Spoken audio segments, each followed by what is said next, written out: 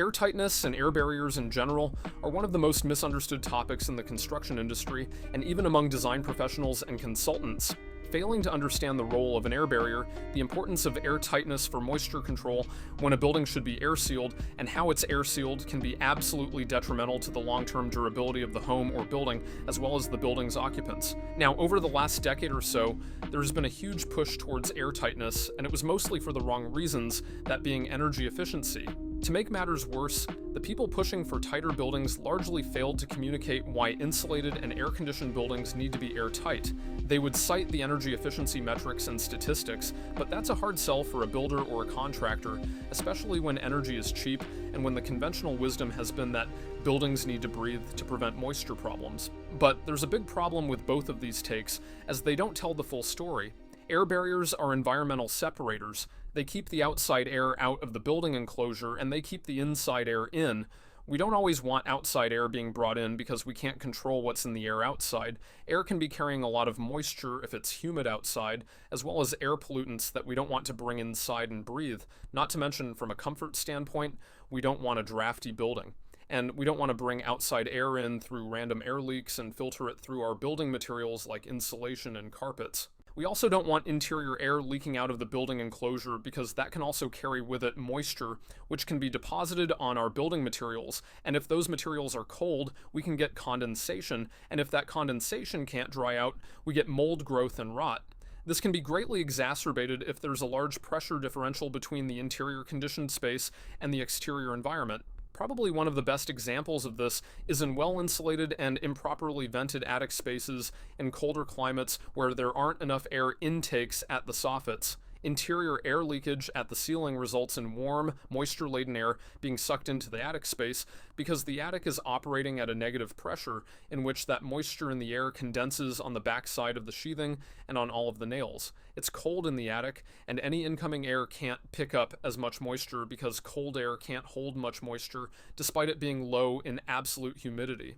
There was a study that came out from Building Science Corporation about 20 years ago on air tightness and about how much water can be deposited into a wall over the course of a heating season in a cold climate. Basically, they took a 4x8 sheet of drywall, cut a 1 square inch hole in it, operated one side of the wall at 70 degrees Fahrenheit at 40% relative humidity, and slightly pressurized the building. Initially, it came out to about 30 quarts of water over the course of a heating season, being transported through that 1 square inch hole, which is 7.5 gallons, which is a lot of water.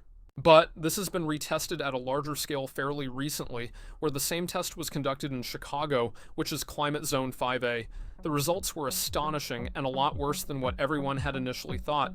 The amount of moisture moving through that 1 square inch hole wasn't 30 quarts, it wasn't 50 quarts, it was the equivalent of 95 quarts of water being transported in vapor form via air leakage when operating at 70 degrees Fahrenheit at 40% relative humidity and pressurized at 10 pascals. If even a fraction of that moisture is condensing on a cold surface, your building is going to have significant moisture problems, and we personally see this problem multiple times per week. Now, the role of an air barrier in this case is to keep warm, moisture-laden air from coming into contact with a cold surface. You might be thinking, well, isn't that the role of a vapor barrier? And the answer is no. Vapor barriers prevent vapor diffusion or molecular diffusion. This is different from air leakage, as air leakage can bypass a vapor barrier if the vapor barrier isn't designed to be airtight.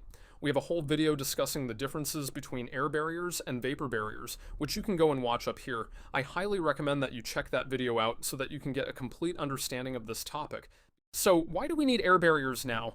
Old buildings didn't need them before.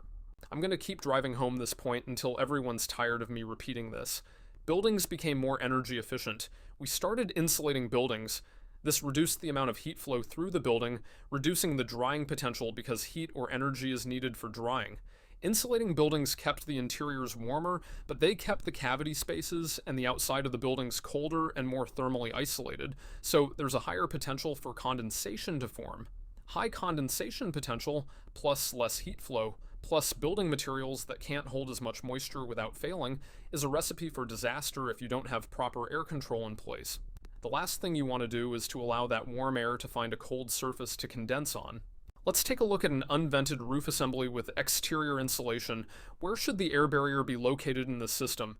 If you guessed between the rigid insulation and the structural sheathing, you guessed correctly. We want to stop warm, moisture-laden air from the interior from migrating through the joints of the sheathing, migrating into the upper parts of the assembly, and condensing on the underside of the nail base. The insulation within the cavity space is air permeable, so air can pass right through our fiberglass insulation or rock wool or whatever we are insulating with. The rigid insulation above the sheathing is keeping the sheathing warm, but it's not airtight. We can't dry through these impermeable underlayments and roof covering materials in the upper parts of the assembly, so we have to control the air from getting there in the first place, so the air barrier has to be installed between the rigid insulation layer and the sheathing, and should connect to the air barrier at the exterior walls so that we have continuity of these systems. Now, what would we use as an air barrier in this case? Oftentimes, it's a self-adhered membrane that can be bonded to that substrate so that it doesn't move around and doesn't allow air to travel freely between the sheathing and the membrane.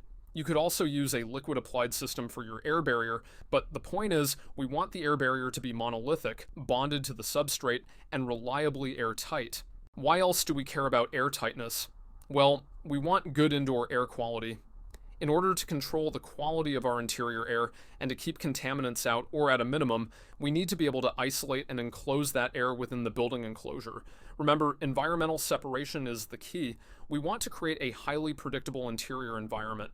Once we're able to enclose the air in our building, we can filter that air, dehumidify the air, warm up or cool down that air to the perfect temperature, and distribute that air where we need it. This also allows us to bring in a very specific and regulated amount of air from the exterior through a dedicated fresh air system so that we can control what's being brought inside. Examples of these systems are ERVs, HRVs, and ventilating dehumidifiers. The air being brought in for fresh air passes through these systems and gets filtered and tempered. We can even get HEPA filters for these systems if we really want to make certain that the air that's circulated is of a high quality without any pollutants, dust, or allergens. If you've ever opened up an exterior wall and have seen black stuff on your insulation or around your carpets, that stuff isn't necessarily mold, it's just dust and contaminants brought in from the air leaks. Do you really want to be breathing that? So look, if you're a builder or a design professional, you need to care about air tightness, especially for the durability and moisture control benefits. You want to create a highly predictable assembly and a highly predictable building enclosure so that you can have the confidence that it's actually going to stand the test of time, so that you're not getting a call back from your client because you've had a moisture failure, or that your clients are suffering from health issues because of bad indoor air quality. Guys, if you found this video helpful, make sure to leave a like and subscribe for more weekly building science videos, and head over to our website at asiri-designs.com, where we have over 150 free building science articles that cover a wide range of topics. Links will be in the description below. For now, good luck with your projects. Cheers.